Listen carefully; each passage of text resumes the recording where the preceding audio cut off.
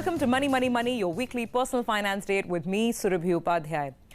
ULIPs. Now, this acronym almost became synonymous with something bad, almost a bad word in the investment landscape a couple of years ago. However, over the last few years, there have been several changes. Charges have come down. And of course, there is the big differentiator, LTCG, or the long-term capital gains tax, which is right now levied on mutual funds, but not on the insurance sector. So we get back to the debate. Is there some merit in looking at unit-linked insurance products which promise you protection as well as some market returns? That is exactly what we will talk about on the show today. And helping us decode this mystery is financial planning expert Manoj Nagpal. Manoj, great to have you in the studios.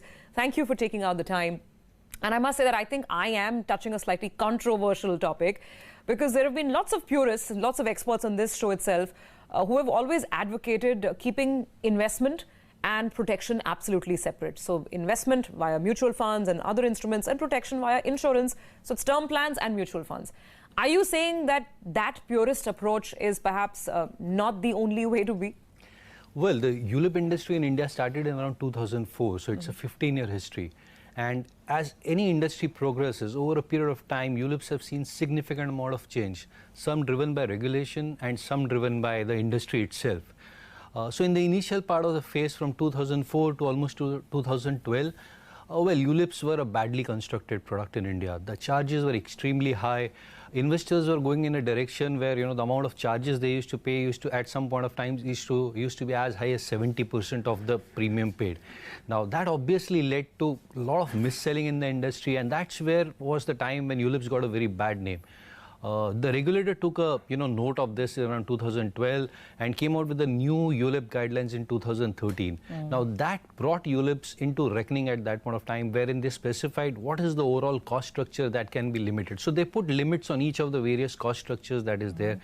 And over a broad period of time, they also said that over 10 years, 15 years, the difference between a gross return that a ULIP generates and the net investor returns that are there cannot be substantially higher. So it's as low as 3 to 2% as time progresses. So that was the inflection point for the ULIP industry. And over a period of time, the industry itself has now taken itself forward and made ULIPs a very efficient product. Okay, well, I guess regulation has streamlined a lot of these issues that you spoke of. Let's talk about the present and let's break down this product threadbare in terms of how it is created, what is the cost structure, because I know for a fact there are several charges. There is mortality charge, there are premium allocation charges, there's of course the fund management expense or the fund management fee. What am I missing? I'm sure there are some 3-4 more sort of heads under this. Sure. So help us understand how this product, first of all, is constructed and what the costs are. Yeah, sure. So when you first look at a ULIP, the first thing you need to understand, there are ULIPs of two types. That's by definition. One is a type 1 ULIP.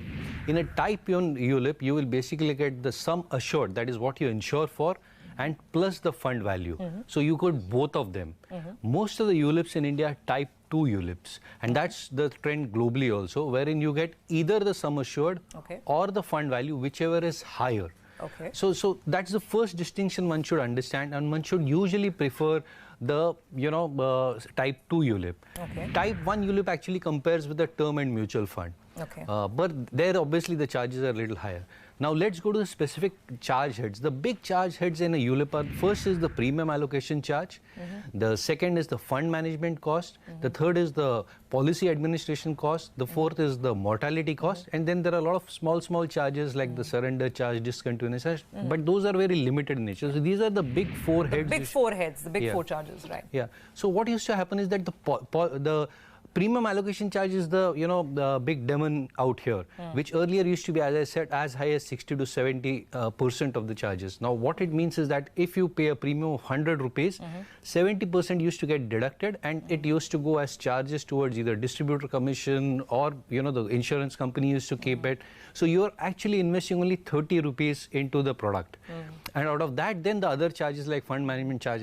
So that was the first thing the regulator tackled, and they said that it has to be brought down. So over a period of 5 years, the first 5 years of the policy, this premium allocation charge all put together cannot be more than 20%. So that's the first good point that they did. So 20% of your premium can go towards this premium allocation charge.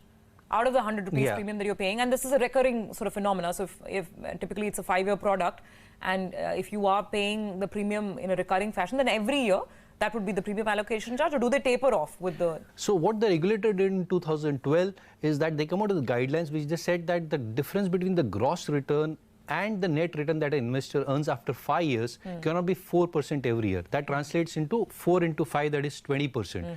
So effectively it means that either in the first year or tapering for the first 5 years, all the charges put together cannot be 20%. So what most of the people typically do is that either they charge 4% every year, or some of them may go as high as 10% in the first year and then taper it down to 2. Okay.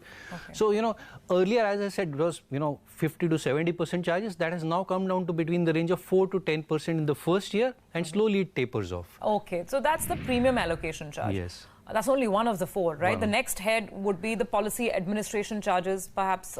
Is that the next big sort of cost? Yeah, so the next big cost typically is the fund management cost. Okay. Earlier there was no cap on the fund management cost that the regulator had put. Now it has defined that the fund management cost cannot be more than 1.35%.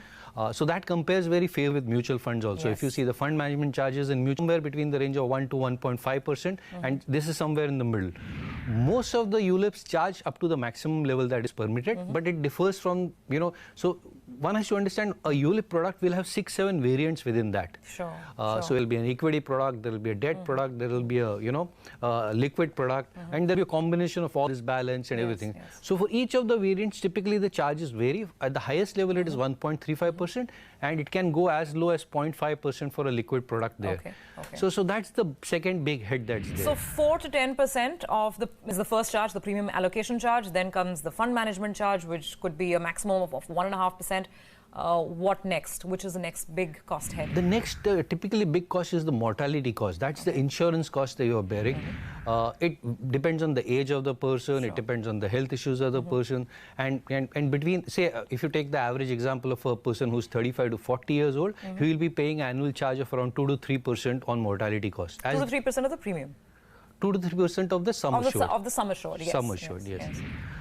So it's obviously, but it depends on the age of the person and various other factors. As the age goes up, the charge keeps on rising. So when you buy a ULIP also, you may buy it at the age of 35, but every year as your age increases, the mortality cost will keep on increasing because your risk is increasing. Sure. So that's the third cost. You have to understand you may start at a lower cost, but it can go up, balloon up to 5-6% on an annual basis also. Sure. Okay. Then we come to the policy administration charges. Yeah. So policy admin charges, again, are typically in the range of around 0.25 to 0.3% every month. So that translates into 3 to 4% every year. So that's the big forehead which can eat away into your corpus. Yeah. The other thing that you have to always remember in ULIPs is that in a mutual fund, the NAV encompasses all the costs. So what happens is that when you compare a NAV to NAV difference, that's the net return that you get, including any kind of charges that are there. Whereas in a insurance or a ULIP, some of the costs are built into the NAV and some of the costs are outside the NAV, which means that they are charged to the investor by reduction of units. So every year, for example, the policy admin charge or the mortality cost, they are not built into your NAV. They are built by deducting your units. So every year, your units are reducing because of these costs. Okay. So the NAV does not reflect the net investor return in ULIPs. So sometimes people compare the NAV to NAV performance of ULIPs and mutual funds, and that's not the right way to... which is why I want to talk to you about product complexity and transparency. Those are very important attributes, at least for me personally, as I look at sort of evaluating any financial product. But before we get to that, just sum this up. So all put together, now the charges have overall dropped because of the regulator coming down. At a ballpark level, what is the kind of total cost that is associated with ULIPs across the industry? Yeah.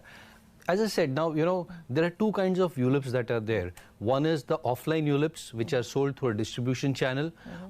There, typically, the costs are higher, and these are the costs that we currently discuss are around in this range for these kind of ULIPs. So, all put together as a percentage? Yeah, so as I said, that is driven by regulation, wherein the maximum charge over a period of time. So, if an investor stays invested for 10 years, so if, let's break it down into first the 5 years, because 5 years is a lock-in in ULIP. You have to stay invested in ULIP for 5 years. Right. Before that, you cannot withdraw. Right. So if you stay invested in 5 years, the maximum charges on an annual basis that can be charged to you is 4%. Okay, so now so the regulator has put it on a sliding scale. So if you look at a 10-year, if you stay invested for 10 years, then the maximum charges that will bill to you annually will be around 3%. Right. And if you stay for 15 years, then it comes to around 2.25%. So this is the standard charges for offline ULIP, and this is the maximum caps that are defined by the regulator. So what is the kind of sum assured I can look at through ULIP products, both type 1 and type 2? I mean, typically, what is the kind of premium that I end up paying? Because my priority, if I'm looking at an insurance company, first thing that should come to anybody's mind is insurance, so protection. I mean, that part of it should not be forgotten, right? Sure. So what is the kind of sum assured and what is the kind of average premium payout over the 5-year period or 10-year period that you sort of pay? ULIP is a combination of investments plus and the reason ULIPs have got popular across the world is because over a period of time your mortality costs keep on reducing in a ULIP. In a term insurance, you will be paying a flat premium across all the ages. Okay. Here, because your insurance cover itself is reducing, your mortality costs keep on reducing. Okay. And that's more ideally suited for a situation. But it depends from individual to individual. The broad thumb rules that are there is that one should actually have a insurance cover of at least 10 times his annual salary. That's one starting point that people, it depends on each individual to individual, but that's usually the starting point that people look at. Reason why now ULIPs are getting more popular is that this combination with a lower cost is now very, very comparable to a mutual fund, and at some point of times, because of, as you rightly said, the long-term capital gains, and there are other benefits in ULIP also. For example, even if you're invested in a, now as I said, a ULIP has 5-6 different variants within that. You can say that 50% of my money will go into equity, the rest 50% will go into debt. Now, that even the debt component here becomes tax-free because, the maturity value that you get is here. So it's not that you just get a benefit on the tax in the equity part, only also on the debt part. Okay. The second part is that when you switch from one variant to another within the same ULIP, there are no costs involved. So there could be a switch fee of 50-100 rupees. That's not a significant cost, and there is no taxation involved. So if you go into a mutual fund, you will buy an equity scheme, and if you want to shift to a debt product at some point of time in your life cycle, you will have to pay taxation again there. Or if you want to switch from debt to equity, you want to increase allocation. So again, within the ULIP, when you shift, there are no charges and no taxes. So that makes them a little more efficient also.